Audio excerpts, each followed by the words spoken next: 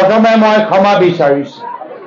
ইয়াত আহোঁতে যথেষ্ট পলম হ'ল, মাজত বৰষুণ দিলে আৰু আপোনালোকে কষ্ট পালে। কিন্তু ইয়াত আহি এতিয়া আপোনালোকক অনুৰোধ জনাবলৈ বিচাৰিছোঁ, আমাৰ প্ৰাৰ্থীগৰাকী আবু বকাৰ আলী ডাঙৰীয়া ইতিমধ্যে কৈছে যে এইখন নিৰ্বাচনত তেওঁ যথেষ্ট কষ্ট কৰিছে, কিন্তু তেওঁ অকলে কষ্ট কৰিলে নহ'ব। যদি স্থানীয় ৰাইজে তেখেতক সমৰ্থন দিয়ে তেতিয়া নিশ্চয় পৰৱৰ্তী সময়ত তেওঁ নিৰ্বাচনত জয় লাভ কৰিব। আৰু সেইকাৰণে মই আপোনালোকক প্ৰশ্ন কৰিবলৈ বিচাৰিছোঁ, আপোনালোকে আবু বকাৰ আলীক সমৰ্থন দিবনে? জিকাবনে? সমৰ্থন দিবনে? আজি তেখেতৰ হৈ মই আপোনালোকৰ ওচৰত আপোনালোকৰ বহুমূলীয় ভোট বিচাৰিছোঁ। আৰু লগতে আমাৰ মঞ্চত উপস্থিত থকা আমাৰ কংগ্ৰেছৰ প্ৰাৰ্থীসকলৰ হৈ আপোনালোকৰ বহুমূলীয় আশীৰ্বাদ আৰু দুৱা বিচাৰিছোঁ। মই আশাবাদী যে আজিৰ তাৰিখত আপোনালোকে ভালদৰে অৱগত বুজি পাইছে যে যদি BTR অঞ্চলত যদি কেতিয়াবা ইয়াত শান্তি আছিল, তেতিয়া শান্তি আমাৰ কংগ্ৰেছ চৰকাৰে আনি দিছে। প্ৰয়াত মুখ্যমন্ত্ৰী তৰুণ গগৈদেৱে আনিছে। তেখেতে নিজৰ কাৰ্যকালত বিভিন্ন দল সংগঠনৰ লগত চুক্তি কৰি BTR গঠন কৰিলে, শান্তি আনিলে, NDFB লগত চুক্তি কৰিলে। ৰাজ্যত আমাৰ চৰকাৰ আছিল, কেন্দ্ৰত আমাৰ চৰকাৰ আছিল, প্ৰধানমন্ত্ৰী ডক্টৰ মনমোহন সিং আছিল, মুখ্যমন্ত্ৰী প্ৰয়াত তৰুণ গগৈদেৱ আছিল। তথাপিও BTR অঞ্চলত সদায় স্থানীয় বড়ো নেতৃত্বক প্ৰাথমিকতা দিছিল, গুৰুত্ব দিছিল, সন্মান দিছিল, উন্নয়ন ওপৰত জোৰ দিছিল। 2011 চনত আমাৰ চৰকাৰ আছিল। সেই সময়ত কংগ্ৰেছৰ ভিতৰত বহুত কেইটা বিধায়ক আছিলে। আমি অকলে চৰকাৰ বনাইছিলো। কিন্তু প্ৰয়াত তৰুণ গগৈদেৱে কৈছিল যে বড়ো আঞ্চলিক নেতৃত্বক আমি নিজৰ চৰকাৰৰ ভিতৰত স্থান দিবই লাগিব।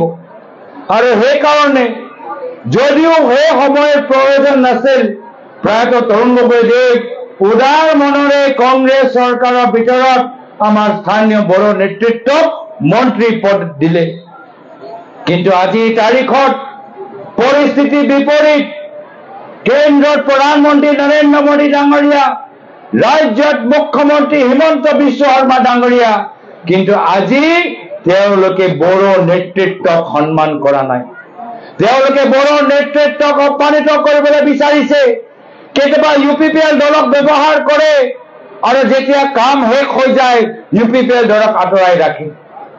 কেতিয়াবা BPF দলক গালি পাৰে আৰু যেতিয়া প্ৰয়োজন হয় BPF দলক নিজৰ সন্মুখত সাৰেণ্ডাৰ কৰায়। আজি সেইকাৰণে দুখ লাগে যে UPPL হওক বা BPF হওক, এই দুইটা দল আজি হিমন্ত বিশ্ব শৰ্মা ডাঙৰীয়াৰ সন্মুখত আজি হাৰ মানি লৈছে। সেইকাৰণে আপোনালোকক অনুৰোধ জনাবলৈ আহিছো, আহা নিৰ্বাচন যথেষ্ট গুৰুত্বপূৰ্ণ। এটাও ভোট আপোনালোকৰ ব্যৰ্থ হ'ব নালাগে। যদি আপোনালোকে হিমন্ত বিশ্ব শৰ্মা ডাঙৰীয়া বিকল্প বিচাৰে, তেতিয়া আগন্তুক দিনত 22 তাৰিখে হাতৰ চিলপত ভোট দি কংগ্ৰেছ দলটো জয়যুক্ত হ'ব।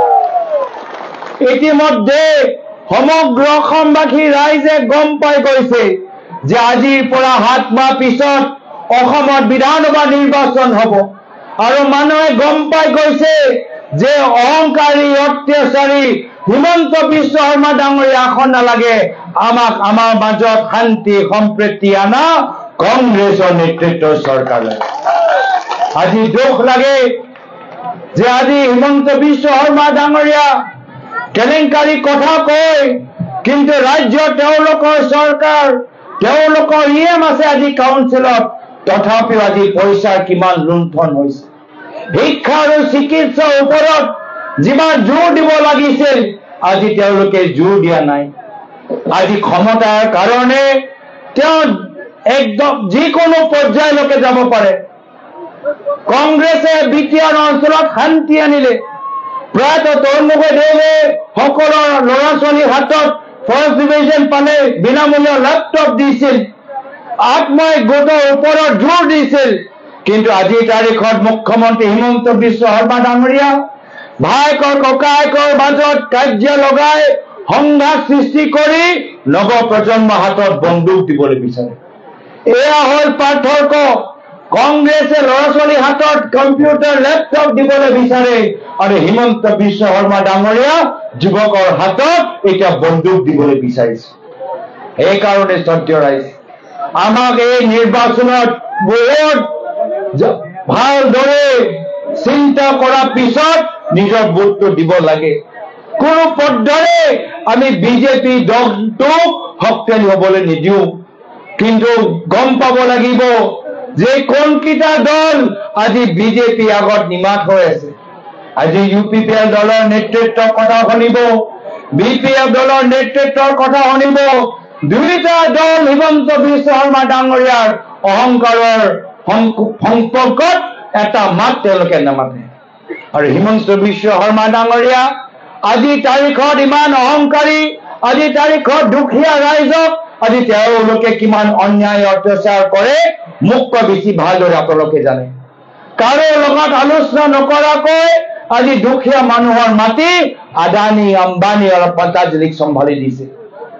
আজি পৰ্বতজোৰাত, আজি কাৰ্বি আংলং ডিফুত, আজি ডিমাচা, আজি গুৱাহাটীত, আজি পলাশবাৰীত, আজি অসমৰ জনজাতিৰ মাটি তেওঁলোকৰ লগত আলোচনা নকৰাকৈ প্ৰায় 40,000 বিঘা মাটি হিমন্ত বিশ্ব শৰ্মা ডাঙৰীয়া আজি আদানী আৰু আম্বানীক দিলে আৰু UPPL BPF নিমাত। বিজেপি দলৰ সভাপতিয়ে কয় যে তেওঁ 6 schedule লৈ ল'ব, তেওঁ ট্ৰাইবেল বেল্ট ব্লক নাইকিয়া কৰি দিব আৰু BPF আৰু UPL দল নিমাত।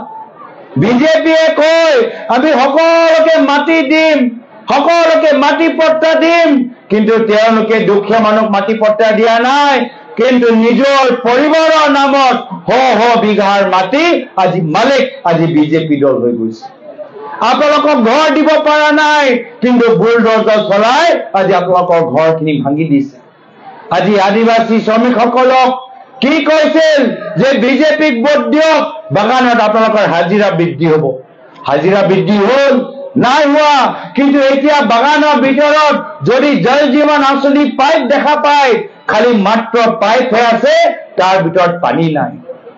আজি হিমন্ত বিশ্ব শৰ্মা ডাঙৰীয়া উন্নয়নৰ কথা কয়, কিন্তু যিকোনো হস্পিটেললৈ যাওক, টংলা হস্পিটেল, ওদালগুৰি চিভিল, কোকৰাঝাৰ হস্পিটেলৰ ভিতৰত গ'লে দেখা পাব বিল্ডিং আছে, ডক্টৰ নাই, নাৰ্ছ নাই, দৰৱ নাই, এনেকুৱা এটা অৱস্থা বৰ্তমান পৰিস্থিতিত।